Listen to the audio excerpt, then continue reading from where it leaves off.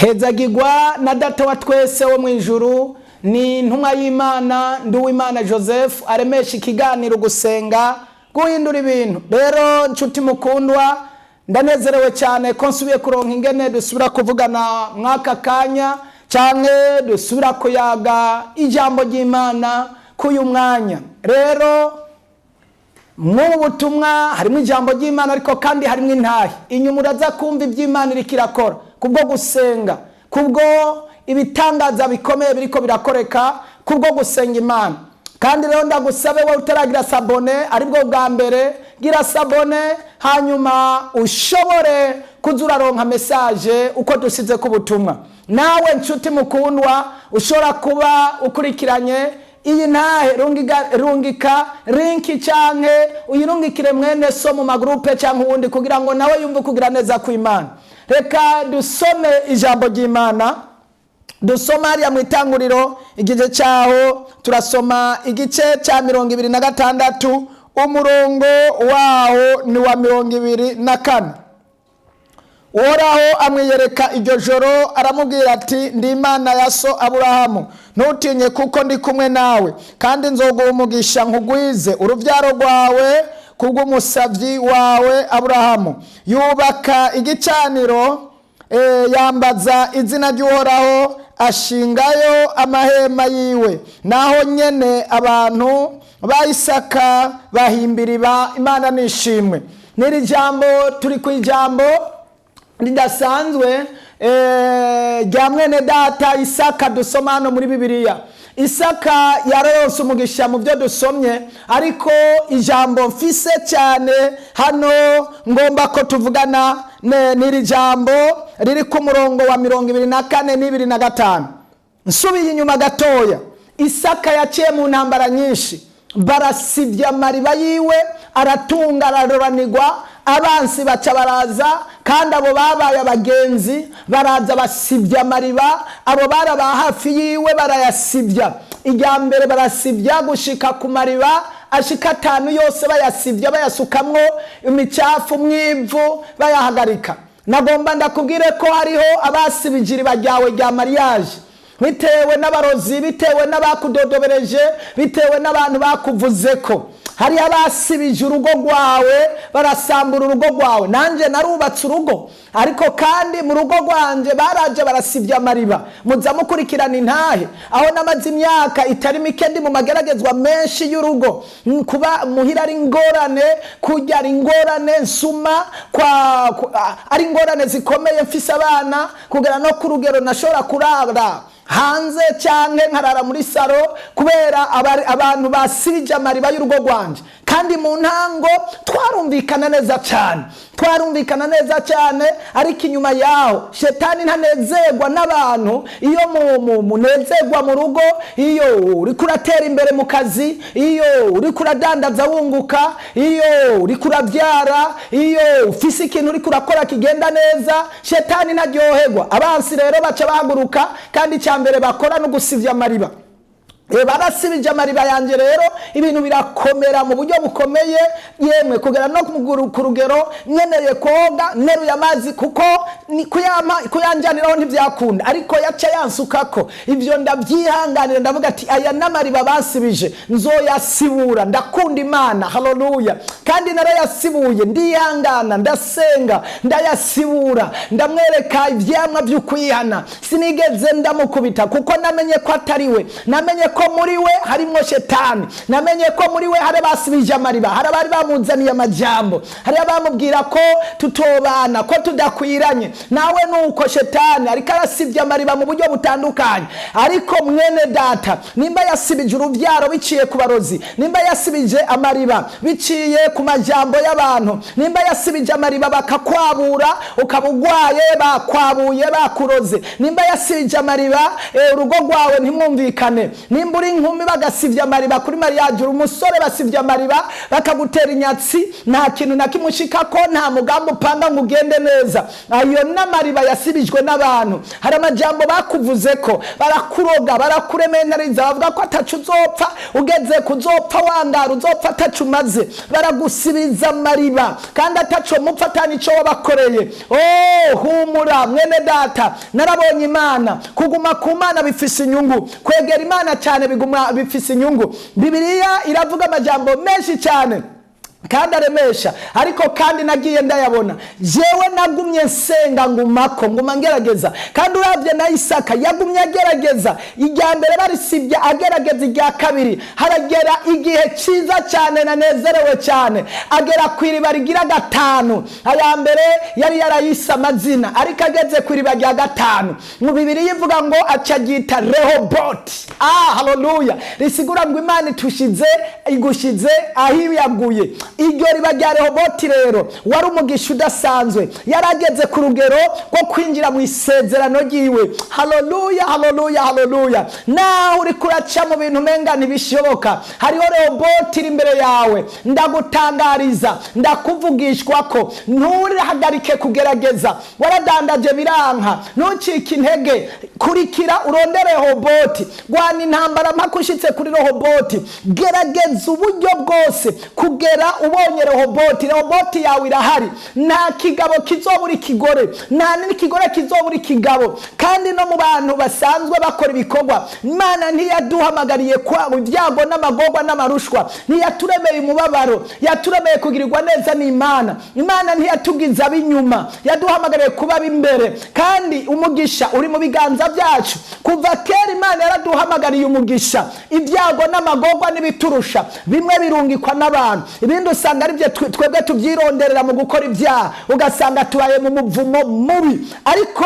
Imana yo iracyari umwizigirwa akomeye cyane. Haleluya, haleluya, haleluya. Reka ndakubariye, ndiho iracyariho kandi iracyakora, kandi aracyakora ibitangaza n'ibimenyetso. Nasomye ijambo ryiza, Isaka ngo acashira igicaniro kw'iyo Rehoboti. Haleluya, Rehoboti ni wayishikamwo, ikwiye kurindwa n'igicaniro mwene data. Ndanezerewe, ndanezerewe, ndanezerewe, ndanezerewe. Rehoboti ni wayicaramwo, irindwa n'amasengesho. Rehoboti ni wayibona, irindwa n'igicaniro. Igicaniro kirindwa n'amasengesho. Mukunzi nkunda, birashoboka kuzinjira muri Rehoboti urenze za zindi zose, bisigura isezerano. Ariko kugira ngo iyo Rehoboti uyibemo neza, kubera abansi bakaka, kubera abakugwanya abakaka, abasibya Rehoboti yawe ari benshi, abayisukamwo iva ari benshi, abagomba kugusubiza inyuma, abagomba kukubona wapfuye, abagomba kukubona urugo rwasambutse, abagomba kukubona inzara yakwishe, abagomba kukubona ugenda gusa, abagomba kukubona ubuzima bwawe bwagucanze, uri mu mpimba, uri mu gasho, abagomba kukubona wa mbere wanamugaye ni benshi cyane. Muri babiri bakwipfuriza ibyiza, ngomba nkubwire ko ijana bagomba ko uba inyuma y'abandi. Ibyo byose ndondaguye ari byo bakwipfuriza. Kugira rero ngo ibyo bintu ntibikugire ku bushobozi, basumbye kugendana n'Imana, basumbye kuba ku gicaniro cy'amavi y'umwami wacu Yesu Kristo, basumbye kuba mu ijambo ry'Imana, basumbye kugira ubucuti n'imigenderanire n'Imana, kugira ngo Imana igutabare kurinde. Haleluya, haleluya. Mwene data, kurikira intahe wumva ibyo Imana ikora kubwo gusenga. Haleluya. Amashimana niyo kandi akongera nayo shaka gushimira Imana kw'ijambo umwungere yakuze y'ukudetagira amatelefone. Narashoboye ndiga anye barantelefona bacandonka akazi k'ibihumbi 150 kandi nabakoze ku munsi. Aho Imana umva yarakoze ibikomeye. Ikindi kigira kabiri, nta misi 3 ishobora guhera twe batantelefone ko bampakazi. Ico nikikunda kandi kibari kiraka amafaranga ishobora kurara. Ico kigira gatatu naco nuko muri iyi misi naronse akazi kenshi. Ige bavuga ati hari abantu Imana igiye guha akazi, je ntavyo namba kubera ari fisa akazi, ariko nashoboye kuronka kandi kazi, ndashobora nanje n'ukwangaje abandi bakozi. Dirumva ko Imana yabikoze. Amen. Mu kurangiza n'ejo nyene hari umuzungu yari hanze, yari yaragiye nibaza ko atazogaruka, nawe nyene yarandondeye ejo arambira ati kuwa mbere bazaga guha akazi. Imana yakoze yo guha amashi. Haleluya, haleluya. Niko myaza. Haleluya. Amen. Yesu nashimwe. Amen. ndashimira Imana yoyo yangeje ngamwe kibanza ubu ndavuga Yesu sinemanze mugiye mu minsi heza uvuze twicanye cyane kuraba ikijisho Mvuze Yesu. aho nabimizirema nishaka kuvuga Yesu cyane kuraba ikijisho sinzi mvuze ndashimira Imana yarayingoye mu rufu kuburyo ntabona imbere ntabona hirya mbona ku metero ndahe turagwana ndarondera umuntu yose gandabura ndagumya turaza gutanga ndagumya ndavuga ati ndahari ndafuye ntagwaye Ntiwavuga Yesu.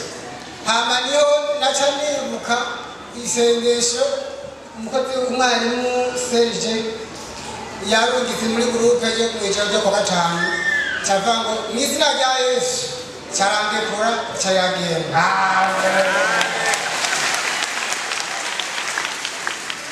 Bamishimye cyane. Ako kantu karafatika. Haleluya. Ndiko ndashimira Imana kuby'Imana yankoreye. Kwa Mungu heze umukukanyi pastor yaravuze ati ngoma zengera abantu bose bagiye kuba ari byo by'abarozi. Abo tugenda basengera mu nyuma zo guhura n'abarozi bose ndabasengera bazoshobora kuza kubakora. Ubwa mu nyuma kwa Mungu tuvenga n'umudamu kitse mu rugo kwa mbere niyo haza ikintu umwana umudamu ariko arambika umwana ariko batugende ku ishure umudamu yikubise hasi arakomye induru uruntu amajira avuga ati wenda bigenze gute amara avuga ati Imana iramufashije kuba nari naragiye ku kazi mu nyuma rero naca mvuga ati ndapfukama ndasenga mu nyuma rwa runtu rurapunguka ndazana amazi ahita agenda amushirako mugaguma yumva uruntu rucumita mu rubavu mu rubavu mu nyuma burarira buraca mu mutwe mw'ijoro niba nagaruka ngo wapi birase rwose navuga ati mbwa nta kundi tuzinduke muri burakeye duca muri burakeye turashika ngaha dushiye ngaha niho jewe dushitse twicara hariya mugabo abagande ko baca bavuga ati umwe yicare harundi hariya mu nyuma turiko turasenga ndamura aho yaricaye ndamubura ndavuga none byaseyoba yagiye ndasohoka hanze hariya ndamurindira ndamubura mu nyuma niho twahise biva bikiguma byanga aca tonda hariya kugira abonane n'umukozi w'Imana kugira agende imbere mu nyuma niho baguma ngaho mu nyuma batanga gutonda abantu ku mirongo kugira babonane Iby'Imana yakoze sasa. mu nyuma Imana yabikoreye yankoreye byo byahereye rwose ubu umuvukanyi aca ahamagara abakozi b'Imana ubu ntarembye rwose n'umufata baca bamuzana abakozi b'Imana bacamushyira ngaha cyangwa ishavu ndavuga ati none ko bafite batamunyakire kandi arenze kuba agomba bigende gute aravuga ati ngo intego zose ziragiye mu nyuma niho mugabo ndagoma nsaba imbabazi abantu babiri kuba baravuze nasha ati nari umve nabi kandi ndavuga nabi ujya muvuka njya munini ujya n'ujya mukobwa muto ndavuga ati jya umuntu arapfuye akamara y'umukozi w'Imana ngo basikane hariya baraza kuza none mbaga murafashe iki aho mu nyuma umuvukanyi niyo bavuze ati ufise impenyi n'intama ijana agataka rimwe uraheraze no cece ukaronda imwe yazimiye mu nyuma niho ata abantu bose umuvukanyi acazana musengera acazana abantu abakozi barashika batandatu baramukoranirako baramusengera inshuro zishika 4 niho mu nyuma yaciye yaruka mu nyuma haheze muri gakanga biro bitatu yacagira ati mubashaka amata ndagaragura amata kuva kuri uwo munsi ntabwo icyagisoba cyaciye gihe Amashi umwana wacu. Yesu ashimwe cyane. Amen. Jeje gushima uyu muvyeyi maze kumenya Ripandasi arababwiye mu ntare yanjye n'imbere ko nirari kuzimu mu kaburi ariko uno munsi umwanya namaze ngaha gukarago n'umwanya bansengeye nagiye nunguka ibintu byinshi cyane muvyeyi rero bavuga ati turuguruje inyenyeri hagarika amatelefone yanyu utabara abatelefone za telefone nungutse ibintu byinshi naciyemo n'amatelefone mu mezi abiri nkoreye 980 Wavuga ko wamara imyaka atanu ibihumbi na cyane gatanu imyaka ibiri umwaka itatu atanu umunsi wa mbere gishika ngaho twashaka bwati na 8 ubu rero hamwe akareba kari kugaeka uguruwe nakandi kantu mu gihe ugabirwa n'ibikona byaciye bigenda mu rwanda duza amatelefone mukanyinuze cyangwa bagushimisha kwa nini nukuri bijya kutubwira byo gutanga igiracumi ku gipande cy'ubatsi natanze ndose umunsi wa mbere akazi byaciye bima 800 uwo mukozi yambwiye ati ngomba kwakana wo gusezera umuntu yaheruka kunterefona mu bihumbi bibiri yaciye amakazi ukivuga uti telefone mutazumva mukigenda yaciye amakazi kayo mezi abiri uyambaye umurima nzobura n'umuriyoni n'ubu uze kwishira hejuru mu mwanya mbere yavuze ko agomba amakazi ka pasi mbandanye gusengera mu makozi abatemu abatemu Yesu nashimye jema natenganshimira Imana Jenda mfise umwana w'umukobwa ifura yanje ndo mama w'abana babiri nari mfise umwana w'umukobwa ifura yanje umumizirima nari yipangiye umugabo arambwira uwo mukobwa ndamwitungire je mfume nkugurira iparaseri ndamubwira umwana nacyari muto naragira kurongorwa kandi we uramurengeye umutamarengera umwana munje maze kukubwira mu majambo ndaguma ngaho umwana ngiye ku kazi nasanze umwana yiga mu mwaka wa 5 yatabuye uniforme yatabuye amakaye sanga yagiye hari haheze umwaka wose umwana tutavugana ntamubona urumva yabaye bumuhombe kujya nase kumuha n'amahoro yaciye amurungika ahantu kure tudashobora kubonana nicaye ngaho ndindiriye mbwako kuva nziye ngaho muri Pantasi nukuri ahantu hari Imana ndibuka umubyeyi wacu yarageze kuvuga ngo umwaka nuzohera ngo abantu mu muryango wabo abazimije abantu batabonanye nabi wabo nukuri uwo mwana yaraje yaje mu kwezi nyene ku 11 ndamubona turavugana nukuri numva ndishima ndavuga mana je ubu hano ngiye gupfira muri burakeyo muri Pantasi narandi nzobikira ambararo nahanene kubera ibintu by'Imana igengerekera ngaha muri Israel kandi neza abantu batazibuka muri burakeye baguma bahomba barishimwe amen hagaze ngaha tukurishimira Imana ahantu by'ukuri hari Imana amen jemezanye umubyeyi mu muryango yagenda ku badogiteri hirya no hino yarafise imbanyi kandi iyo mbanyi yari iya mbere burya bakamubwira ati imbanyi yawe izopegwa kandi uzocuza aragenda mu masengero atandukanye ndamubwira je nakunda kumva rero ijwi riremesha ama ndamubwira ati ibyo aribyo byose rero ingo ndakujane kumutakura jewe ndaza ahantu sindajayo ariko je ndakujana twaraje turashika ngaha by'ukuri baratwakira abakozi b'Imana baramusengera ama agezeho arasubira muhira asubiye muhira ko si hafi yabigihango hama n'ubundi ageye arasubira kwa dogiteri aramupima ati yewe ufise inda n'impezo yaramaze kubora kandi ntuzokira naho bazokopera urafise ingorane ntuzobaho burya yanyandikiye ku telefone ati burya rero mudogo genda ushikire hantu kuri babakozi b'Imana ubabwire kandi hari ico ntakoze reka ndakurungikire ku telefone ikimazi ikinjani jewe naraje ngeze ngaha ndakora nk'uko yanyandikiye kandi barabikoze abakozi b'Imana ngaha baramusengera hama ngira soke n'ubundi hageze ko dutaha hari mu kwezi kw'icenda hageze ko dutaha ndavuga ati ariko rero hari ikibazo ngiye ntavuze witwa Shantari yantumye harabaho rero umukozi umuprotokole arambwira ati reka rero ndaguheremejeyo agusengera nahagaze nk'uku nyene uburemejeyo aransengera kereka si je usengera ati n'ubufise ndagusengera biciye muri wewe arashikira nukuri nshimiye Imana yaravyaye umwana w'umuhungu ntiyagowe yakorewe ukuri Imana amashi amen inyuma yo kubwirwa ko atazobaho nyuma yo kumubwira ko impetso yaboze Imana iramutabara turi mu bihe byo kuvuguruza mu izina ibintu byose batwaye cyane bavuze turi mu bihe byo kubivuguruza no kugaruza uburenganzira bwacu.